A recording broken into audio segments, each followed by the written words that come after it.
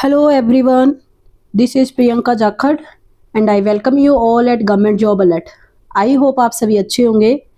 तो ईटीटी 5994 के बारे में आज हम बात करेंगे। तो देखिए, ईटीटी 5994 के कैंडिडेट तैयारी ही कर रहे थे कि सडनली सुनने में आता है कि जो सुप्रीम कोर्ट में आज केस की हेयरिंग है। सडनली मतलब मैसेज आप सभी ने देखे कि इस तरह से आज हेयरिंग है इतने बजे, फंड के रिगार्डिंग भी आपने मैसेज देखे, और मतलब कहीं ना कहीं एकदम से जो एक शांति भरा जो एक इन्वायरमेंट था वो एकदम से पैनिक इन्वायरमेंट में कन्वर्ट हो गया कि क्या होगा, कैसे होगा। और एक तरीके से ये कह सकते हैं बहुत बड़े तूफान की तरह एकदम से ये न्यूज़ निकल के आई कि पता नहीं अब तो क्या हो जाएगा। और उतनी जल्दी कहीं ना कहीं अब शांति भी नज़र आ रही है। क्यों शांति नज़र आ रही है, इसके ऊपर हम बात करेंगे। देखिए, ये जो केस की हेयरिंग थी आज, और केस की हेयरिंग के रिगार्डिंग देखिए आप सभी को पता है कि पेपर को चैलेंज किया गया है। ये सब बहुत सी मतलब बातें आप सभी को पता है, मुझे बताने की जरूरत ही नहीं है कि क्यों किया गया केस। ठीक है, तो ये जो केस आप यहाँ से डायरी नंबर वगैरह नोट कर पाओगे। अब यहाँ पे देखिए, केस के बारे में हम बात करते हैं कि केस का एक्चुअल में हुआ क्या। सबसे पहले तो देखिए, अब सबसे ऊपर आप देख पाओगे यहाँ पे लिखा हुआ आ रहा है डिस्पोज ऑफ।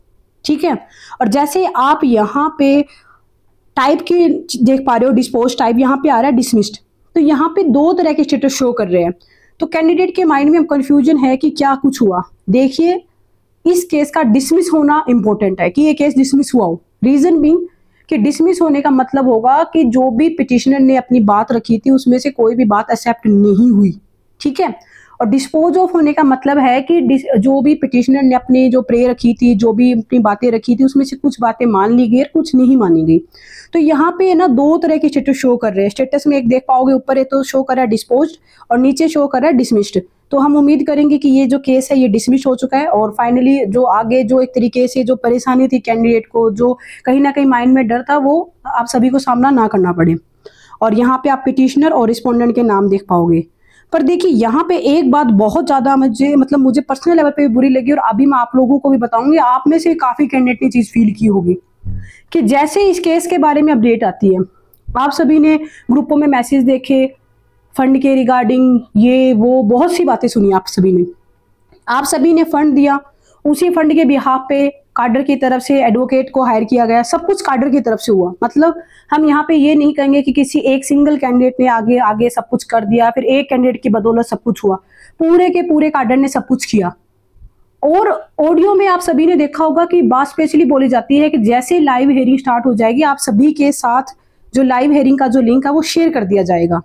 और आप में से बहुत सारे कैंडिडेट ने बार बार मैसेज किए कि लिंक शेयर कर दो, लिंक शेयर कर दो। बहुत से कैंडिडेट पर्सनल मैसेज भी किए होंगे कि हमें लिंक शेयर कर दो ताकि हमें पता चले हेयरिंग में क्या हुआ। और कहीं ना कहीं देखिए, ये बात जायज है भी, ये बिल्कुल जायज बात है कि जब पूरे काडर ने पैसे इकट्ठे करके, पूरे काडर ने जब आपको पैसे दिए हैं, क्या पूरे काडर के लिए ये जरूरी नहीं था कि आज उन्हें सुनवाई में शामिल होने का मौका मिले, उन्हें पता चले हेयरिंग में क्या कुछ हुआ। अब स्टेटस देख रहे हैं सभी कैंडिडेट, स्टेटस देख के पता चल रहा है। अगर स्टेटस ही देखना था तो फिर जो लाइव जो हेयरिंग चल रही थी उसका बेनिफिट क्या हुआ। अभी जो यहाँ पे जो रिस्पोंडेंट के नाम देख रहे हो, इन सभी के पास आप एक एक कैंडिडेट का नाम यहाँ पे देख पा रहे हो। इन सभी के पास आज जो भी लाइव जो हेयरिंग चली है सुप्रीम कोर्ट में उसका लिंक था, इन सभी के पास था। और इनके अलावा भी बहुत सारे ऐरे गहरे नथु गहरे बहुत सारे लोगों के पास था। मतलब जिनके नाम यहाँ पे नहीं है उनके पास भी लिंक था।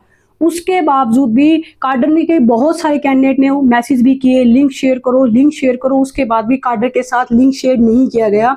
ये बिल्कुल ही गलत है। जब आप काडर के फंड पे आप एडवोकेट हायर कर रहे हो, काडर के फंड पे आप सब कुछ कर रहे हो, तो क्या आपकी ये जिम्मेदारी नहीं बनती कि आप काडर के सामने पूरी सच्चाई रखो, काडर को पता हो कि हेयरिंग पे क्या कुछ हुआ।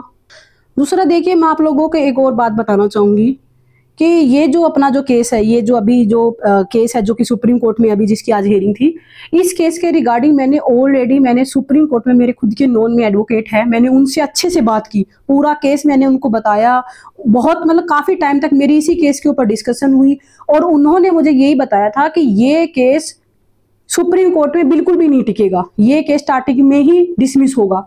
इसके रिगार्डिंग उन्होंने बहुत अच्छे से यही बात बोली। और ये बात मैंने जो यूनियन के मेंबर हैं मैंने उनको भी बोली कि आप इस पे पैसे मत वेस्ट करो। कार्डर बहुत परेशान है, ऑलरेडी कार्डर का बहुत पैसा लग चुका है, आप ऐसा मत करो।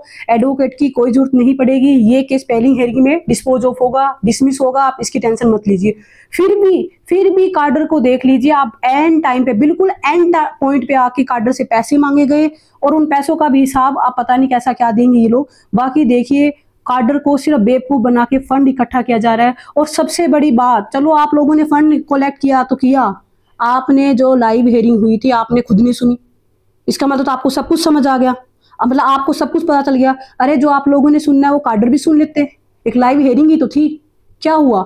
अगर ये जब एडवोकेट कार्डर के पैसों से हायर कर रहे हैं तो क्या इनकी इतनी जिम्मेदारी नहीं बनती कि कार्डर के साथ भी लिंक शेयर किया जा सके, कार्डर को पता चले हियरिंग में क्या कुछ हुआ। इनको हियरिंग खुद समझ में ही नहीं आती। और ये बात आप खुद ने भी रियलाइज की होगी कि इतने टाइम तक हाई कोर्ट में हियरिंग चली, पता नहीं कौन कौन से पॉइंट रखे गए, क्या क्या केस अटैच किए गए, और उसके बाद भी इन्होंने कभी कार्डर को सामने से आके ये बात नहीं बताई कि ये केस अटैच हुआ है, आज ये बात बोली गई, ये हुआ वो हुआ, कुछ भी नहीं बताते। इनको खुद को समझ ही नहीं आता। तो सोचने वाली बात है भाई, अगर तुम लोगों को समझ नहीं आता केस तो कम से कम कार्डर के साथ ही शेयर कर दो। कार्डर खुद भी अपने अंडरस्टैंडिंग से समझ सकता है उस केस को कि क्या हियरिंग में हुआ। जरूरी नहीं है कि सभी लोग आप जैसे ही हो, बहुत से अच्छे पढ़े लिखे, बहुत ही एजुकेटेड कैंडिडेट है, टीचर है, ये अपने आप भी समझ सकते हैं। दूसरा, इन्होंने पैसे दिए हैं तो क्या इनके प्रति आपकी इतनी रिस्पॉन्सिबिलिटी भी नहीं बनती?